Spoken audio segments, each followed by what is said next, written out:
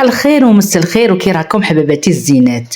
راني نطول عليكم بصح كل خطره كي نجيب لكم الجديد.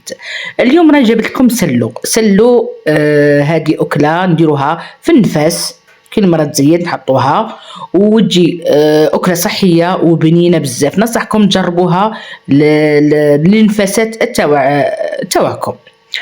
اول حاجه نقبضوا فرينه نديروها في حاجه ثقيله كما نقول كوكوط مينوت كوطه، ولا حاجه ثقيله طاجين ثقيل. هذه نصيحه باش ما تحرقلكمش فرينه. ونديروا كميه كما تبغوا، الكميه اللي بغيتوا تكثروا تصغروا كما تبغوا. نديروا هاد الفرينه ونقعدوا نخلطوها كيما هكا فوق النار قليله. ماذا بكم ديروا بمغرف تاع السيليكون تساعدكم اكثر. انا هنايا كنت داير بهذا المغرف تاع اللوح، ومن بعد بديت ندير مغرف تاع السيليكون تعاوننا احسن. نقصوا النار، نديروا كميه قليله باش ما نغبنوش، ما تغبنيش كي تقعدي تقلي فيها، كنت كتري تنغبني وتنحرق لك تجيك مره. قلي الكميه ونقصي النار وقعدي تخلطي، هي تشد في الوقت بصح صبري لها. بعد كي كما نقولوا قليت كاع الكميه تاع الفرينه اللي كانت عندي، وخرتها على جهه وقعدت نصفي فيها في الغربال. هذاك الفوقاني قيسيه، يجي كل حبيبات قيسيها، والتحتاني احتفظي به. لازم الكولار يجي شباب، يجي كنقولوا لون مارون كيما هكا، تجي مقليه غايه.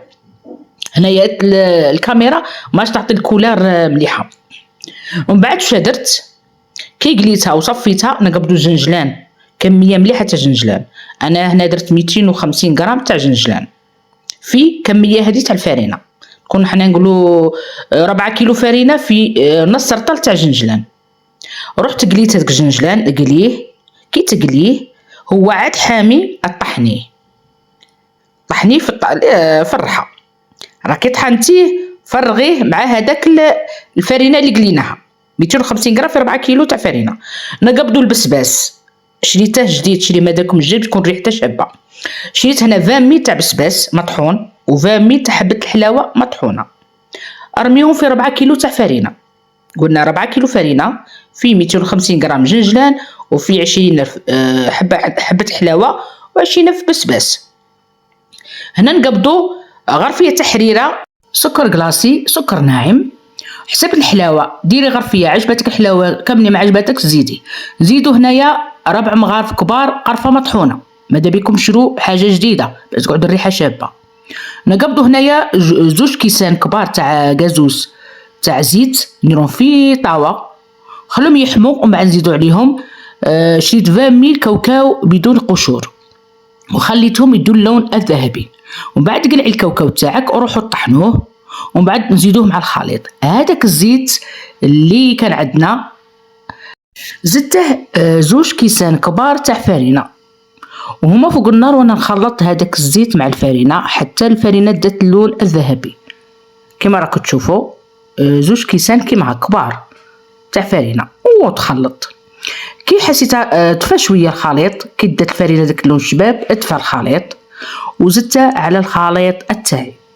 ومن بعد قبضت شويه قرقاع، شريت 20 مل قرقاع وشريت 10 مل لوز تاني كما نقولوا. دقدقت هذاك هذاك القرقاع مع هذاك اللوز. ماذا بكم ما تطحنوش بزاف باش نحسوا بهذيك القرمشه تاعه، ونخلطوا مع الخليط. ونقبضوا 500 غرام زبده صول عادي، زبده صول 500 غرام. ورحت ذوبتها وعاودت رميتها مع هذاك الخليط، ونقعدوا نخلطوا ونبسوا. هذا الزيت مع الفرينه اللي درناه فوق النار ودار هذا الكولار، شوف دار الكولار جاي حسينا الفرينه تبدل لونها. رميتها مع الخليط هنايا هو والزبده. هنايا باش هنا كي تشوفوها ناشفه نزيدوا الزبده.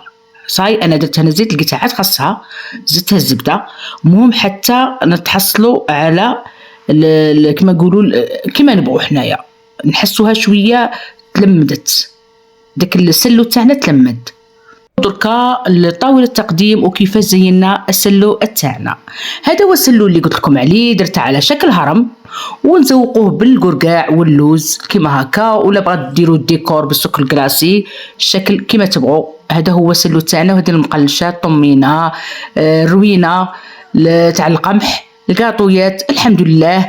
وهذه القصعه تاع بنتي جابت ولد سمتها يزن. وهذا المقامة تاع لاتاي اللي ما تحلاش القعده غير بالمقامات تاع لاتاي بالصينيه تاعها بالمقامه تاعها.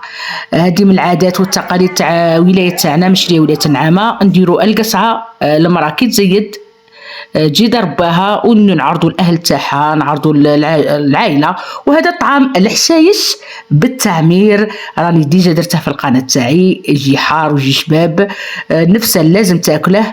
وش نقول لكم دركا، نتمنى تكون عجبتكم هذه الوصفه تاع سلو شابه. هذه الوصفه مليحه صحيه وبنينه. واش نقول لكم تهلاو في روحكم بزاف، ونتلاقوا ان شاء الله دائما بالجديد مع يوميات حبيبه، والى اللقاء.